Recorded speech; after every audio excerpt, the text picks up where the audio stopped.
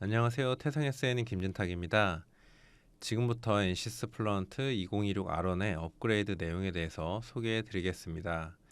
본 발표는 지난 파트 1에 이은 파트 2가 되겠습니다. 앞서 말씀드린 것처럼 이 자료는 두 번째 파트로 열전달과 복사, 연소, 전이 및 전기화학, 오일러 및 라그랑지안 다상유동의 업그레이드 내용에 대해 말씀드리겠습니다. 가장 먼저 열전달과 복사에 대해 말씀드리겠습니다.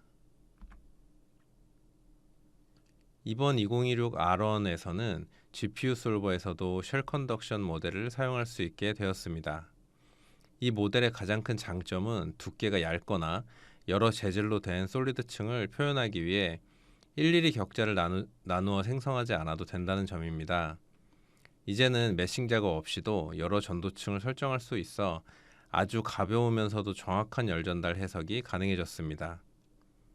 메싱의 번거로움을 줄였다면 이번에는 고체의 움직임을 어떻게 효율적으로 다루는지 살펴보겠습니다. 지난 버전에서 베타였던 솔리드 모션 기능이 이제 정식으로 릴리즈 되었습니다. 브레이크 디스크처럼 회전하는 고체에 열전달을 다룰 때 유용합니다. 실제 영상을 회전시키는 대신 소스항만 이동시키는 MRF 방식을 사용합니다. 덕분에 스테디 상태에서도 고체 내부의 온도 분포를 아주 빠르고 효율적으로 계산해낼 수 있습니다. 다음으로 홀이 있거나 형상 자체가 물리적으로 움직여야 하는 비정상 효과가 중요한 경우에 대해서도 알아보겠습니다. 메쉬 모션은 앞서 보신 솔리드 모션과 달리 격자 자체를 물리적으로 움직여서 비정상 상태의 열전달을 계산합니다. 예를 들어 구멍이 뚫린 브레이크 디스크처럼 형상 자체가 회전 대칭이 아닌 경우에 필수적입니다. GPU 솔버의 강력한 계산 속도로 동적 고체 열전달을 직접 확인하실 수 있습니다. 고체 열전달에 이어 이번에는 복사 모델의 효율성을 극대화하는 업데이트를 소개하겠습니다.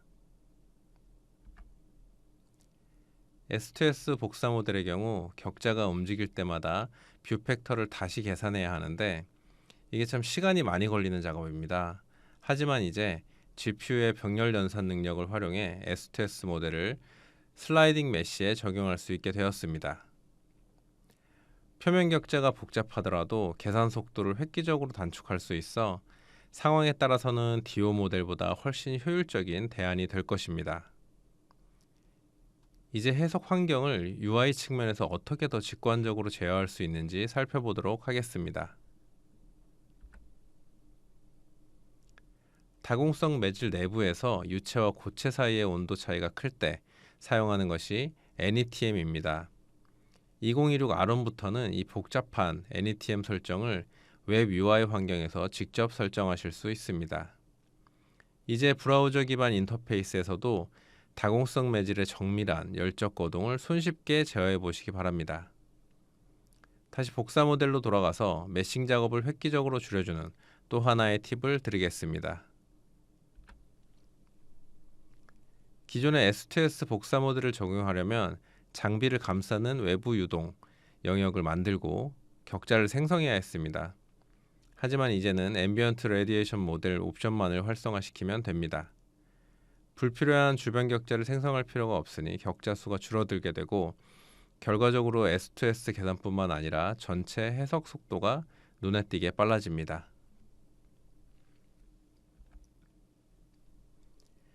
자동차 분야에서 요구가 많았던 열교환기 모델이 GPU 솔버의 베타 기능으로 탑재되었습니다. 수만 개의 핀과 관을 일일이 메싱하지 않고도 열적 거동을 정확하게 모사할 수 있습니다. 불필요한 메싱 페널티를 없앴기 때문에 전체 시뮬레이션 루틴이 매우 간결하고 빨라집니다. 지금까지 열전달과 관련된 업데이트 내용이었다면 이제 더 복잡한 물리 현상인 연소 영역으로 넘어가 보겠습니다. 다음은 연소 반응에 대한 GPU 솔버 업그레이드 내용입니다. 디테일드 케미스트리 해석의 병목 현상을 완화하기 위해 케미스트리 어글라머레이션 모델이 드디어 GPU 솔버에 들어왔습니다. 유사한 특성을 가진 화학 종들을 묶어서 평균값으로 처리하는 방식입니다. GPU 자체의 속도에 이 알고리즘적 가속이 더해져 정확도는 유지하면서도 연산 속도를 최대 2배까지 추가로 끌어올릴 수 있습니다. 이번 버전에서는 화학 반응 가속뿐만 아니라 화염면 모델에서도 큰 진전이 있었습니다. 격자 크기보다 얇은 화염면을 효율적으로 표현하는 시컨드 플레임 모델 역시 이제 GPU에서 사용 가능합니다. CPU 솔버와 동일한 수준의 정밀도를 보장하면서도 GPU의 속도 이점을 그대로 가져가실 수 있습니다.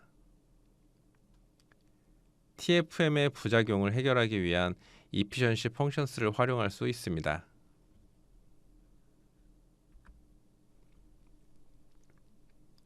특히 이 TFM과 앞서 설명한 CA 가속 기능을 동시에 적용할 수 있다는 점이 핵심입니다. 두 기능을 결합하면 정확도의 손실 없이 난류 화염에 대한 모델링 속도를 기존보다 2배 더 빠르게 수행할 수 있어 가스 터빈이나 엔진 해석에 매우 유리합니다. 반응 모델의 디테일을 결정하는 화학종 처리 능력도 강화되었습니다. GPU 솔버에서 PDF 탭을 생성 시 지원되는 화학종 수가 최대 20개까지 대폭 늘어났습니다.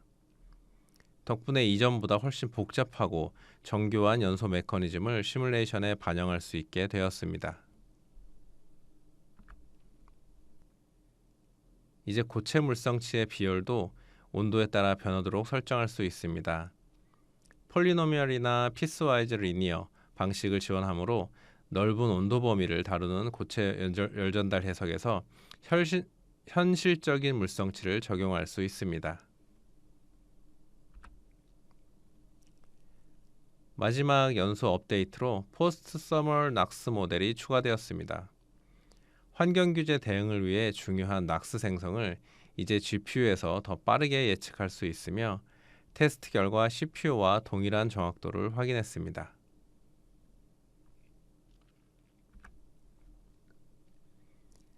다음으로 전위 및 전기화학 업그레이드 내용입니다.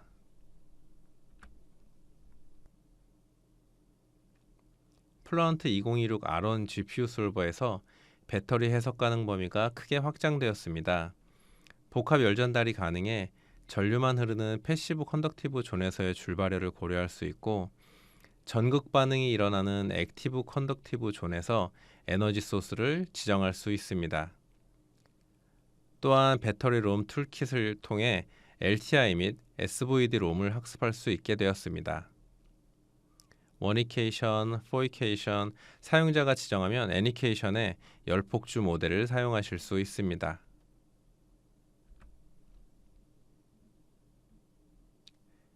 BPX 지원을 통해 뉴먼 배터리 모델의 물성 데이터 관리와 활용이 보다 편리해졌습니다. BPX는 리튬이온 배터리 물성 데이터를 공유하기 위한 오픈 표준 포맷입니다. 플루언트에서는 BPX 형식의 제이슨 파일을 머터리얼 데이터베이스에서 직접 불러와 뉴먼 배터리 모델에 적용할 수 있습니다. 이를 통해 배터리 재료 물성을 표준화된 형식으로 쉽게 가져와 설정할 수 있어서 모델 구축이 더 효율적으로 이루어집니다.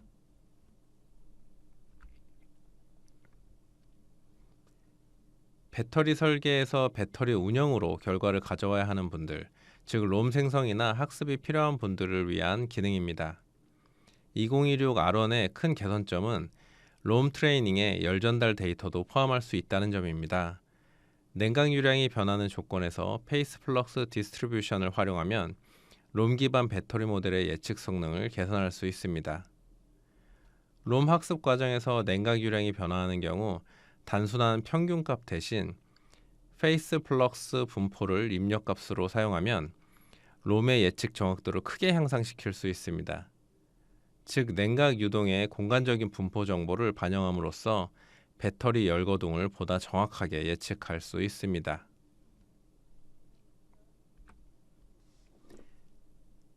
일렉트로케미스트리 모델을 사용자 정의 방식으로 설정할 수 있어 다양한 전기화학 반응 시스템을 보다 유연하게 해석할 수 있습니다.